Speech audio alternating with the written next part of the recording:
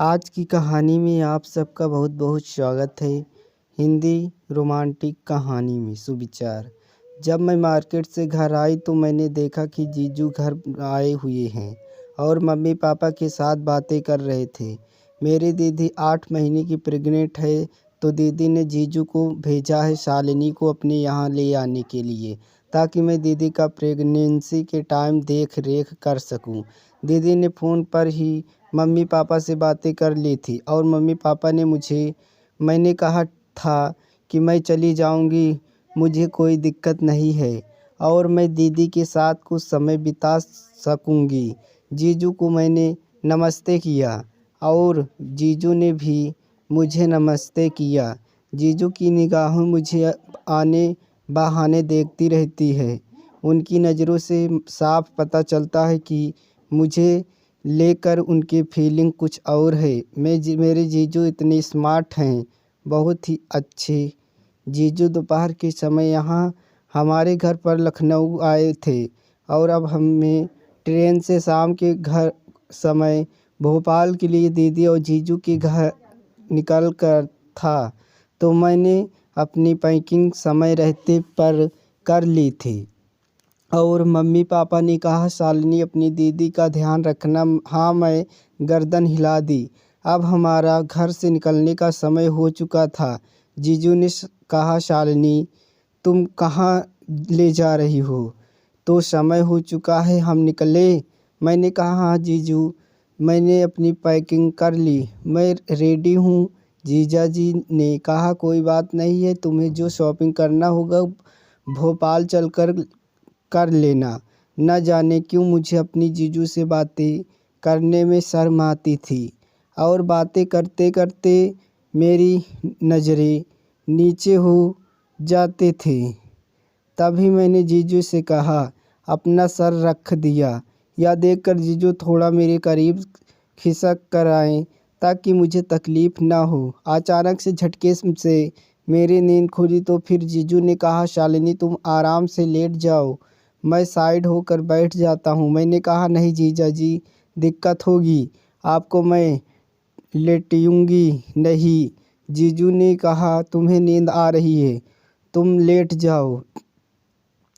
मैंने कहा नहीं तो तुम्हें आराम मिल जाएगा। तो फिर मैं लेट गई और लेटते ही मुझे नींद आ गई। मैंने अपना पैर जीजा जी की जांघों पर रख दिया। मुझे लेटते ही इतनी आराम मिला कि मैं बता नहीं सकती। मैं पूरे दिन भर की थकी थी। मैं आज बिल्कुल भी घर में आराम नहीं कर पाई थी और नींद में मैंने अपना पैर जीजा की जांघों पर रख दिया। जीजा जी मेरे पैरों को हल्के हल्के से सहलाते थे, उसे दबा रहे थे। मुझे नींद में ही आराम मिल रहा था। बगल के लोग हमें पति पत्नी समझ रहे थे क्योंकि मैं ज़्यादा जीजू से बातें नहीं कर रही थी, इसीलिए उन्हें पता नहीं चला कि हम दोनों जीजा साली हैं। वह अभी तक हमें पति पत्नी ही समझ रहे थे। मुझे ऐसा लग रहा था आधी रात में मैं जीजू और दीदी के घर पहुंच गए।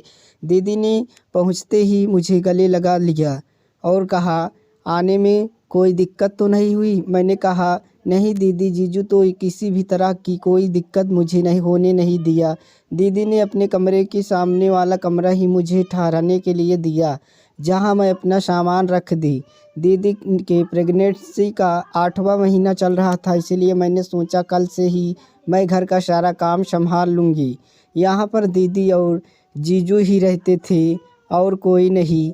जब आधी रात को करीब हम दीदी और जीजू के घर पहुँचते थे, ठंड का समय था तो ठंड इतनी मुझे लग रही थी कि मैं काँप रही थी। दीदी ने अदरक वाली चाय बनाई वगैरह गर्मा गर्म निकाल कर जीजू और मुझे खिलाया। फिर दीदी ने कहा शालिनी अब तू अपने कमरे में आराम से सो जाओ, कल हम बातें करेंगे।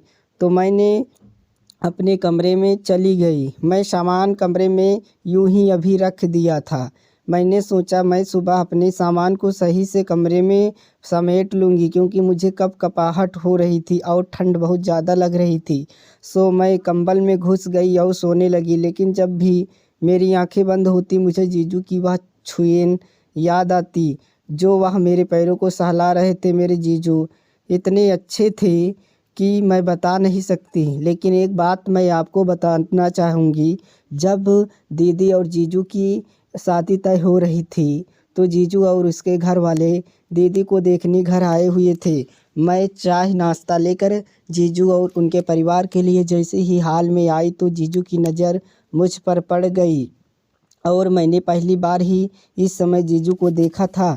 तो मैंने उन्हें देखकर हल्के से मुस्कुरा दिया। उन्हें लगा मैं ही वह लड़की हूँ जिसमें उसकी शादी होने वाली है। जीजू के माता पिता ने मुझे कुछ बातें की और जीजू हल्के से मुस्कुरा रहे थे। फिर थोड़ी ही देर में माँ ने कहा, शालिनी जाकर दीदी को बुला लो। तो मैं दीदी को उनके कमरे में बुलाने ले गई और बुलाकर हॉल में लाई तो जीजू को पता चला कि मैं नहीं बल्कि मेरी दीदी आई है। मुझे नहीं, मेरी बड़ी बहन से उनकी शादी की बात चल रही है। यह बात जीजू ने मजाक मजाक में ही मुझे शादी के बाद बताया था। तो यह सुनकर के मैं शर्मा गई थी। मुझे नींद नहीं आ रही थी। कंबल में गर्माहट के कारण मुझे अच्छा लग रहा था, लेकिन मेरे दिलो दिमाग में न जाने क्यों जीजू का चेहरा घूम रहा था। ऐसा लग रहा था कि काश जीजू जैसा लड़का मुझे भी मिल जाए। कुछ देर के बाद मुझे प्यास लगी। मैं उठ कर के किचन की ओर जाने लगी, तभी दीदी के कमरे से कुछ आवाज़ आ रही थी। न जान चाहते हुए भी खिड़की की झिरनिया से मैंने झांक कर के देखा। दीदी और जीजू आपस में लिपट एक दूसरे को देख रहे थे। यह देख कर के मेरा मन मचल गया और मैं पानी पी के कमरे में आ गई और मेरी आंखों से नींद को शोर दूर थी। हेलो दोस्तों, आशा करता हूँ कि आपको कहानी पसंद आई होगी।